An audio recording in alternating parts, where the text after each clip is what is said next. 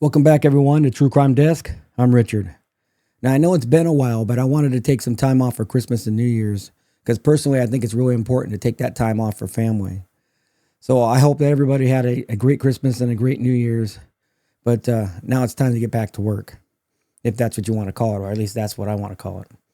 All right, so let's get into the case. So with all that out of the way, let's talk about Abby and Libby and Richard Allen being sentenced.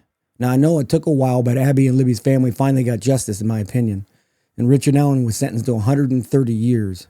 Well, we all know the story by now, but in case you don't, let's do a quick recap.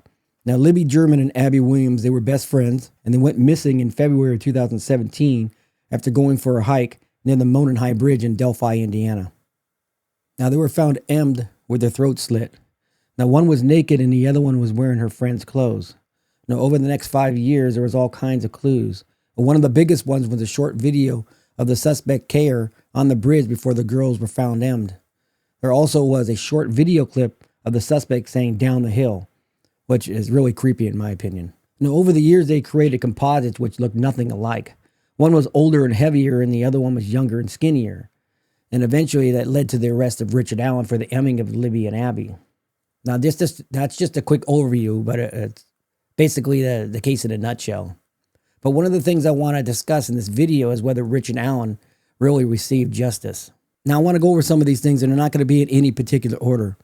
Now, Richard Allen, he actually called a tip line right after the emming saying that he was on the bridge that day.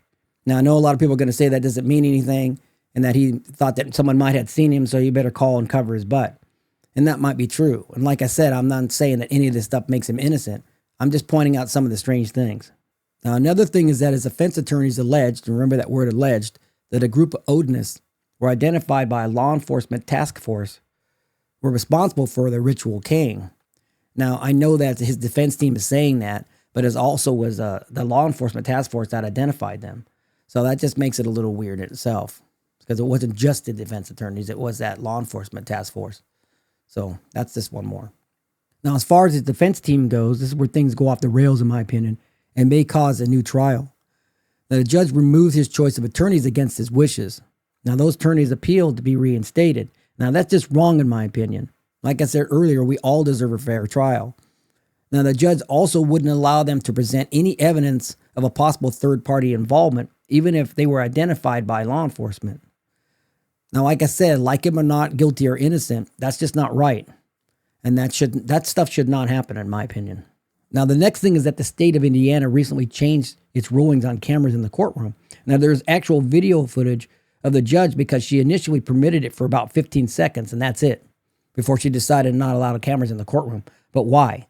Now, she did claim that someone did something there they weren't supposed to with the cameras, but there's no one that's ever found, they never found any evidence of that. And so personally, I just think she made it up. But that's just my opinion. Now, I personally believe that every case, especially the high-profile cases, should have cameras in the courtroom. I mean, we pay for it, so we should be able to see what's going on inside. It shouldn't be hidden behind closed doors. Now, there was also a gag order in place, which we've seen before, but it just seems like they were trying to keep everything real secretive, and it just doesn't seem kosher. But like I said, this is all my opinion. Now, I want to show you a video of Superintendent Doug Carter. Now, the one thing I'm going to tell you is that he talked about this case like it's not even over yet, even though it's supposedly over. And I personally think there's some really interesting things in here. So let's take a look at it. We'll discuss it afterwards. So see if you can pick up anything strange or ironic in this clip. It's not that long. It's about 5.5 minutes. So let's do it. I wish you all could have been in the courtroom today and heard the victim impact statements. I'll always remember them. And I hope you'll get the transcripts and read what was said and try and understand the context of those words, even though you weren't in the courtroom. Over the course of these last many years, there have been many investigative strategies. Any notion of a cover-up, any notion of us deciding the outcome of this, any notion of any connection to anything else is not correct. It's not correct. I've never been a detective in my entire lifetime, but I get to represent some of the best on the planet Earth. And I listened to them intently. And when they made strategy decisions associated with what the next steps would be, my job was to support them, and I stand by those decisions, every single one of them.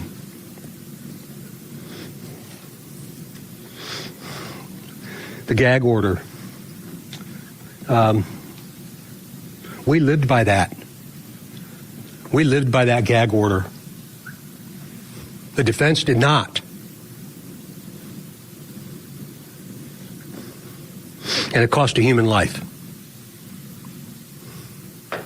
Anybody that shares those photographs of those two little girls should be held accountable, whether they're in the public sphere, whether they're emailed to you, whether you found them in a place you didn't want them to see. I hope that if you ever see them, you'll picture your own children as Abby and Libby. I'll never forgive that. I will never, ever forgive that. We lived by the gag order. Documents were released from the defense that drove a public narrative that many of you talked about. And damn it, I wish I could have responded. But I was not going to violate what Judge Gall said. So they were able to get these documents out there and create a public narrative that you and many others, many of you, and many others believed around the globe. Baldwin and Rossi are responsible for that, not this team.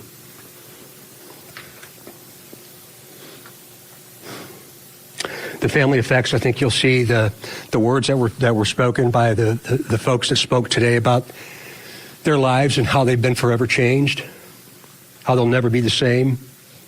And they said it in ways that were beautiful in some kind of a mysterious way.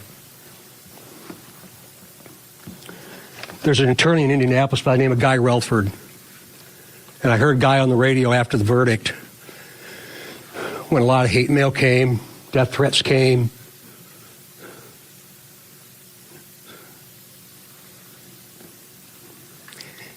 And I heard Guy Relford say that day on the radio, and I called him 15 minutes after he said it. And after 40 years in this business, I never thought about the jury's perspective. But he said the only people that mattered in that courtroom was the jury. And he went on to talk about, he's a very bright attorney, he went on to talk about what they can see that we can't, that you couldn't. They could see the defense, they could see the state, they could see the witnesses, feel the emotion, and they could see Richard Allen. I'd never thought about that perspective because we have a singular view most times. You, me, it's human nature. Judge Gall was the keeper of the peace in that courtroom, but the people that mattered were those 12 jurors. And we have a system of justice that allows them to decide the fate of a human being. That's what our founders had established. And that's what they did. I hope you all understand that what you say and how you report matters more than you can ever possibly comprehend. This is an opportunity for us to all learn about what social media is and isn't, what we should do and what we shouldn't, and understand that their words have consequences to other human beings. I appreciated Guy's perspective, and it changed my view of the criminal proceeding. Richard Allen knew. How about we hit that reset button and understand that justice in this country was served, and if you don't like justice in this country, go do another one.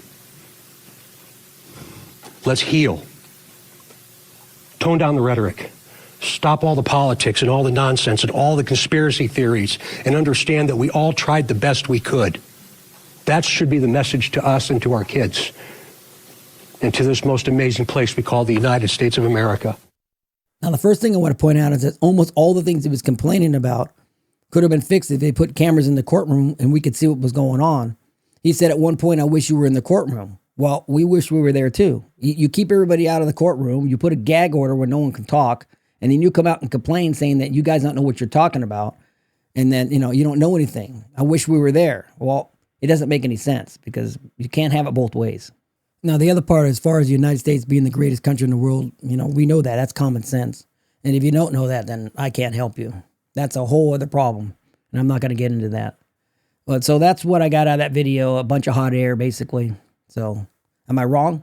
Did you get the same thing or what? He just was talking round and round and complaining about things that they could have fixed.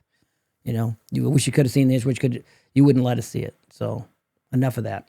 Now, another thing I want to point out that is strange is that the judge during her sentencing, from what I hear, because obviously we didn't see it, she said that you're over there you're smirking at me, you're making these faces as she was reading the sentencing. She said that he was doing that the whole time, making faces at her.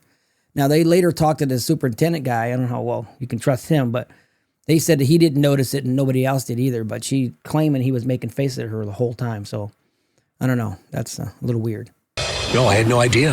I heard Nick was asked that same question, and he didn't see it either. I bet the jury did. But again, the jury sees both sides, the state, the defense, the witnesses, Richard Allen, sees how people come in, how they go. But even Nick didn't notice it.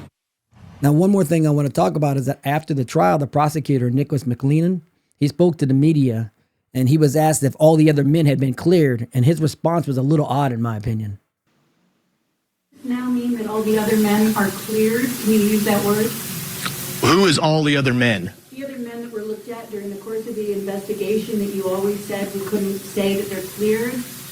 Can you now say they're cleared? I may not use that word cleared, but what I can tell you is we don't have any other evidence that ties them to the offense at this time.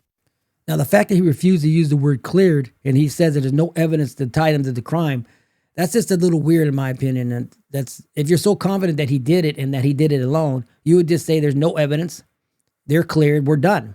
As far as the superintendent goes, I'm not going to say he's not a good cop because I don't know him, but I just think he's a little strange and he likes to hear himself speak, in my opinion. But I also think that he definitely takes his job seriously, that's for sure. We don't say clear to anybody. I appreciate the question. I appreciate it when you asked it in there. Human behavior is kind of interesting, isn't it? It's fascinating. And just because this trial is over, other than the appeal process, which is okay, that doesn't mean that somebody's not going to come forward and give us some additional information. So those are just some of the things that I noticed and that I thought were strange when it comes to this case. But in the end, at this point, I think he's guilty.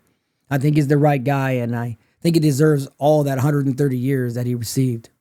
But I honestly believe that we can't just close our eyes, and that the fact that there are some things in this trial that were hidden, and there were some things that weren't done on the up and up, in my opinion. I do think we need to strive to be the best that we can be, of course, and that there's always want to be perfect as possible. Obviously, we want to be transparent. But like I said, that's just my opinion. So what do you think? Am I wrong? Did you notice any of the things I'm talking about, or did you not know about it until I mentioned it? I mean, I want to know what you think. It's really important. So let's discuss it in the comments. I think it's really important that we discuss things in the comments, especially if we disagree. I mean, I think he's guilty, so I don't know if we're going to disagree with that, but I think some of these things were not kosher to say. So, but all right, guys, that's going to do it for this case. I appreciate everybody watching. Appreciate all the new subscribers. Thanks very much. I appreciate all of that. And so if you got something out of this video and you learned something new, hit that subscribe button, like button, all that good stuff. Share it with your friends, It's, like I said, it's greatly appreciated. So that's going to do it. So until next time, stay safe, stay curious, and remember to always mind your surroundings. Bye.